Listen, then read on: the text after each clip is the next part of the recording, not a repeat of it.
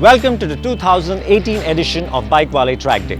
Now, if we were selfish and smart, we would have called for fast, tech-laden, exotic race replicas. But instead, we've called for race replicas, but those that are built on street-naked machines. And that means these are more manageable, these are more affordable, and these are easier to live with, but without losing that X factor you need on a day like this, on a racetrack. Let's see what they're all about.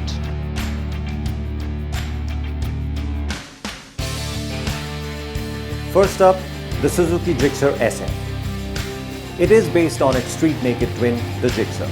It is also light and peppy, and in this particular version, it gets fuel injection and ABS, which means safer braking and better fueling. It comes with a 155cc air-cooled engine mated to a slick shifting 5-speed gearbox. It pumps out 14.6 bhp and weighs just 139 kg, making it the lightest bike here. It has the right cycle parts too. Right way up front forks, a monoshock at the rear, and a light and communicative chassis, all of which give it surprisingly good dynamics.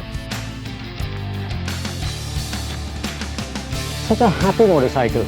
If you just go around the track, it will nicely take corners, you can just get into the rhythm, it brings a smile to your face every time you get on it, so it's really great.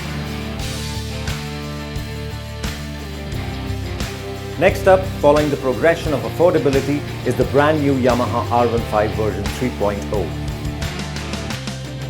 For starters, it's quite the looker, but its beauty isn't just skin deep. It has great hardware. The Delta Box chassis is light and compact, the bike gets an aluminium swing arm and a linked monoshock. Yamaha has also reworked the engine for the new version. The V3 gets a 155cc liquid-cooled and fuel-injected single-cylinder motor, and it makes a very appealing 19 plus horsepower. But the highlight of the engine is the variable valve actuation technology. It gives the bike both a flat torque curve and good top end pull. Add to it the racy seating position, and the R15 is quite a blast around the track. In terms of performance, it's got VVA tech, and that's really helped because now you have good pulling power for a 150 exiting corners, even though if you choose to go in a higher gear like fourth. So I think the new R15 just ticks all the right boxes as R15 has done in the past.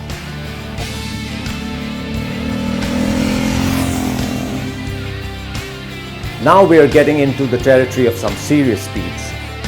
The TVS Apache RR 310 might be based on the BMW G310R, which is TVS's street-naked alter ego.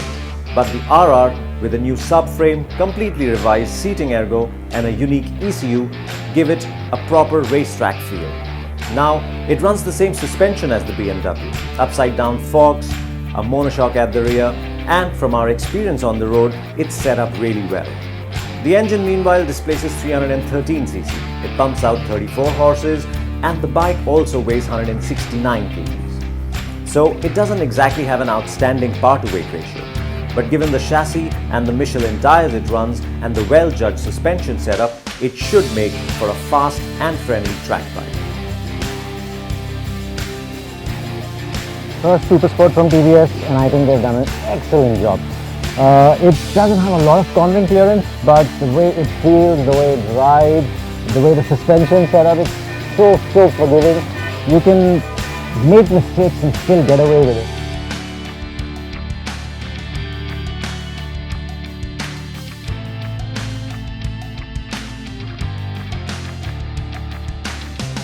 Finally, the Big Daddy.